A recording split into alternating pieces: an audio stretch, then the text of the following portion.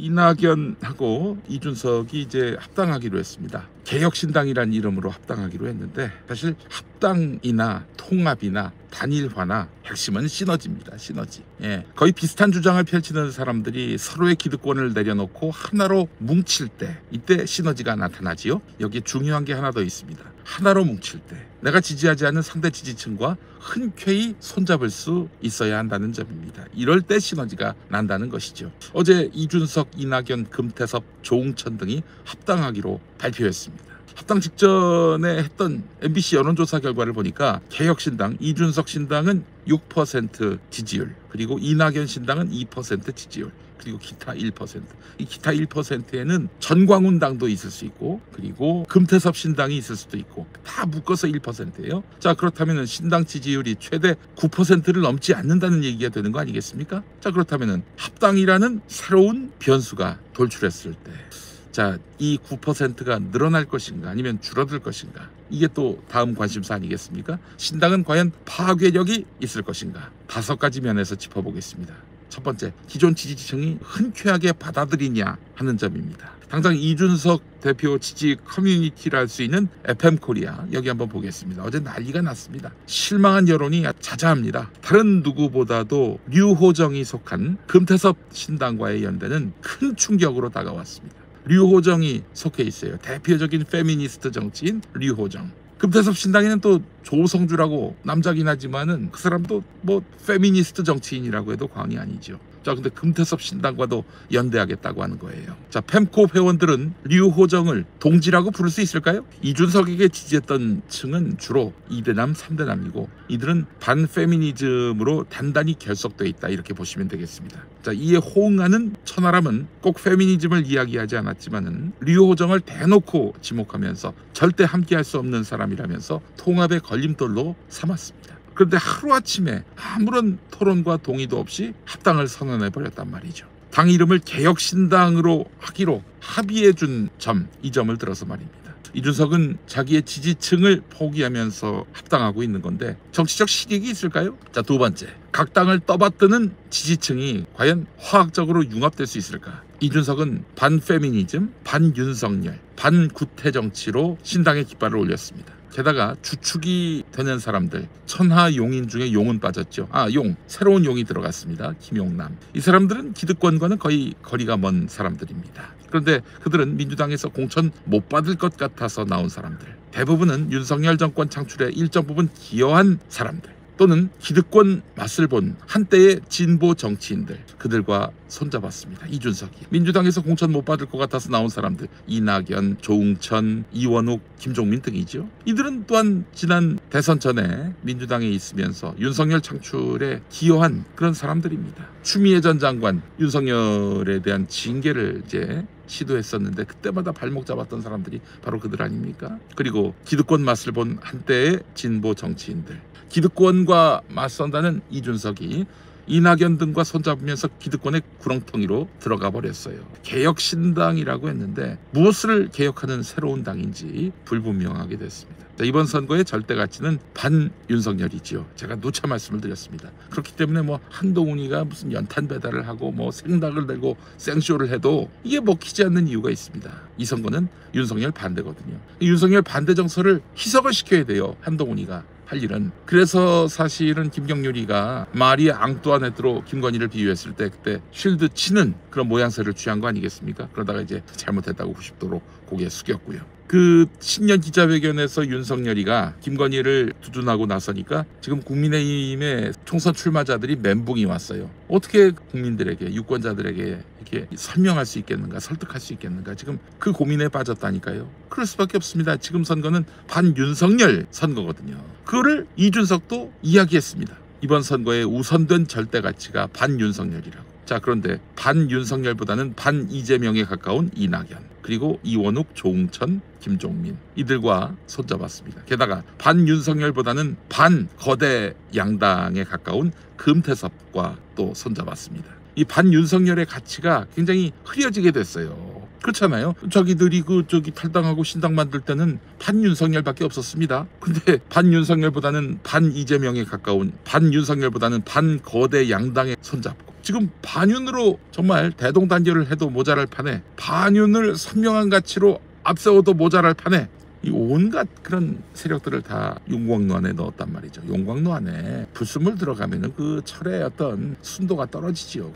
이준석이 지금 보수 정당을 바꾸겠다고 나섰어요. 그래서 국민의힘 지역주의의 덕을 입고 있는 영남 출신 정치인들이 주류를 이루고 있는 국민의힘의 이런 낡은 세력을 새물결로 바꿔서 젊고 참신한 젊은 보수 정치를 하겠다라는 그 기치를 내세운 거 아닙니까? 근데 영남에서 주 지지층이 영남 아닙니까? 이번 선거에서 수도권에서는 몰패가 예상되고요. 주로 영남에서 의석이 나올 텐데 국민의힘이 영남 유권자들에게, 윤석열이 싫은 영남 유권자들에게 이준석은 좋은 선택지였죠. 근데 이낙연과 손잡은 이준석이 과연 영남이 호응할 수 있을까요? 자, 세 번째, 사표 방지 심리를 과연 막아낼 수 있을 것인가? 이 부분입니다. 앞서 얘기했습니다. MBC 여론조사 그 합당 발표 전에 직전에 했던 여론조사를 보면은 이준석 신당 플러스 이낙연 신당 플러스 기타 정당 다 합쳐서 9%입니다. 다 합쳐도 9%예요. 그 1%가 전부 금태섭 신당 혹은 뭐 조응천, 이원욱 두 사람의 원칙과 상식이 그 1%를 다 먹는다고 치더라도 다 합쳐도 9%입니다.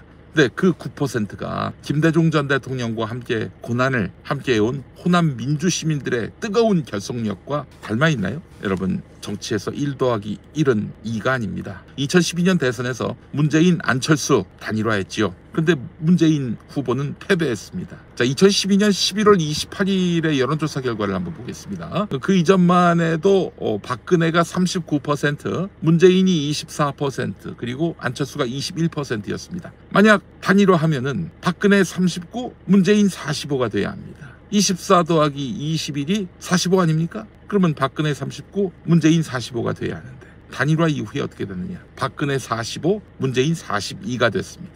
그러니까 안철수 지지층에서 일부가 떨어져 나왔다. 지지 후보 없음으로 갔다든지 혹은 뭐 박근혜로 갔다든지 그랬을 가능성이 있다는 얘기입니다. 그때도 뭐 얼마나 문재인 후보 쪽 지지자분들이 감동적인 단일화 이러면서 의미부여를 얼마나 열심히 했습니까? 자, 그렇지 않아도 반한나라당이라는 뚜렷한 가치에도 불구하고 가치가 같았잖아요. 그러나 1 더하기 1은 2가 되지 않았습니다. 정치는 결코 산술적이지 않습니다. 자, 9%가 그대로 총선 결과에 반영이 된다. 그러면은 그때 열린민주당이 5.4% 지지율로 의석 3개 얻었거든요. 하여튼 10석이 안 되는 건 확실하죠. 자, 근데 말이죠. 이 9%가 총선까지 그대로 이어질 수 있을까? 총선까지 2달이나 남았습니다. 선거가 가까워질수록 사표 방지 심리는 강화될 것입니다. 사실 사표 방지 심리라고 하는 게 현실과 타협하는 거 아닙니까? 내가 아무개 당을 지지하지만 내가 그 당을 지지했다가는 내가 가장 싫어하는 당이 득세할 가능성이 있기 때문에 당을 현실적으로 누를 수 있는 그런 큰 당을 선택하자. 이게 사표 방지 심리란 말이에요. 명분이 없죠, 사실은. 그러나 이번 선거는요, 이제 갓 생긴 신당이 지지를 호소하기엔 너무나 시간이 짧습니다. 그리고 어느 당을 찍어야 할까? 이거보다는 윤석열을 어떻게 하면 반대할 것인가? 이미 일찌감치 이런 총선의 시대정신이 정해졌기 때문에 유권자들은 마지막에 가서 현명하게 누구를 찍어야 윤석열 정권을 심판할 수 있겠는가? 당당하게 찍을 수 있을 거라고 저는 생각을 합니다. 잠깐 곁눈질할 수는 있어도 현실적으로 윤석열 정권에게 타격을 입힐 수 있는 정치 세력은 누구인가 판단하게 될 거란 말이죠. 유권자들의 고도의 정치적 판단이 개입될 것이라고 보입니다. 자, 그렇다면은 이번 선거 구도는 너무나 일찌감치 명확하게 됐기 때문에 이준석은 독자적으로 생존하는 것이 좋았습니다. 왜냐? 국민의힘은 확실히 아니고 민주당을 찍을 수는 없고 그런 사람들의 선택지가 있었거든요. 저는 그런 분들의 마음을 담을 수 있는 개혁신당, 이준석 주도의 개혁신당이라면 상당히 선전할 수 있을 거라고 보지만, 그러나 이렇게 온갖 정당들이 첩탕처럼 모이는 구도에서는 아마 투표 포기 쪽으로 갈 가능성이 있어 보인다. 조심스럽게 예측합니다. 보십시오. 지금 반윤, 반명, 반거대 정당, 반패미, 친패미, 또 반기득권, 친기득권 첩탕 개혁신당이 됐습니다. 친보수정당, 반보수정당, 진보정당 출신도 있잖아요. 류호정이라든지 박원석 전 의원이라든지 조성주라든지.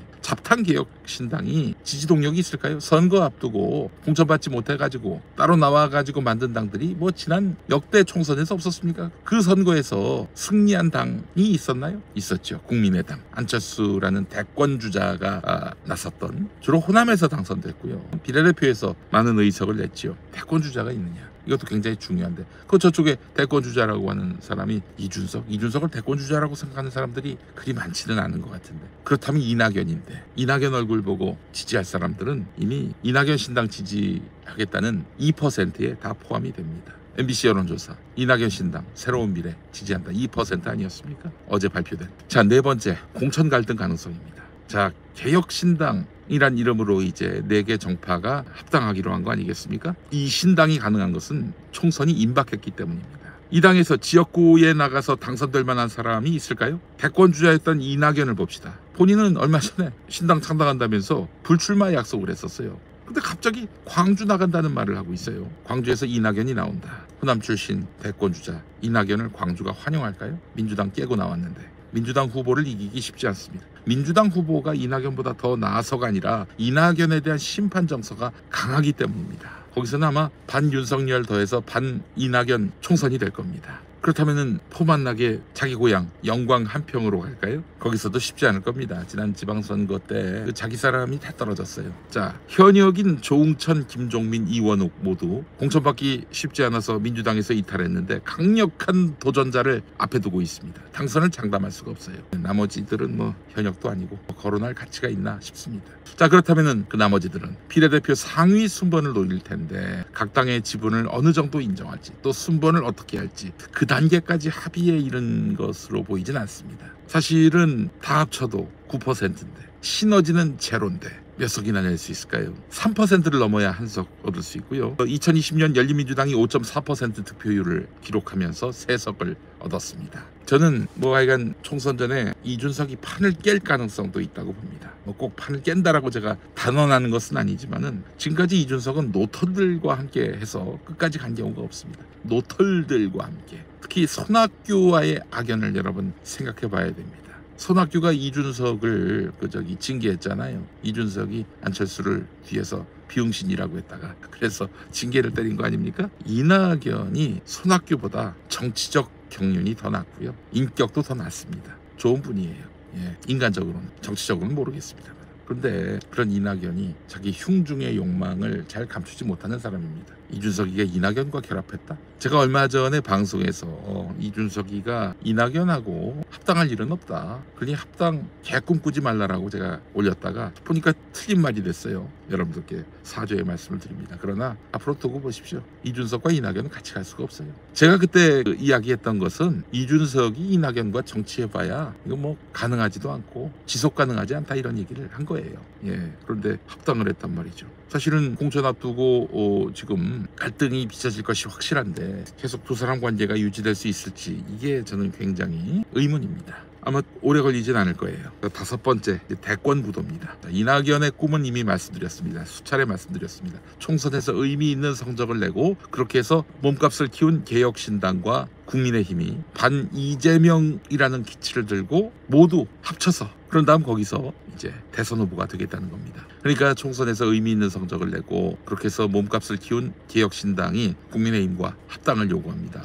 그렇게 해서 합당한 다음에 다음 대선 때 반 이재명 후보로 자신이 추대되는 이런 그림을 아마 이낙연 씨는 머릿속에 그리고 있을 거예요. 사실 당선되고 1년이 지나서 서울 종로 국회의원직을 던진 이낙연이 낯짝 두껍게 총선 국면에서 왜 역할을 하겠다고 나섰습니까? 목표는 총선이 아니라 대선이에요. 내가 이쯤 되면 대통령 해야지. 이것 말고는 이낙연이 왜 대통령을 해야 하는지 또 그가 대통령이 되면 무엇을 할 수 있을지 아무도 알지 못합니다. 이낙연의 꿈은 이낙연 말고는 동의할 사람이 많지 않습니다.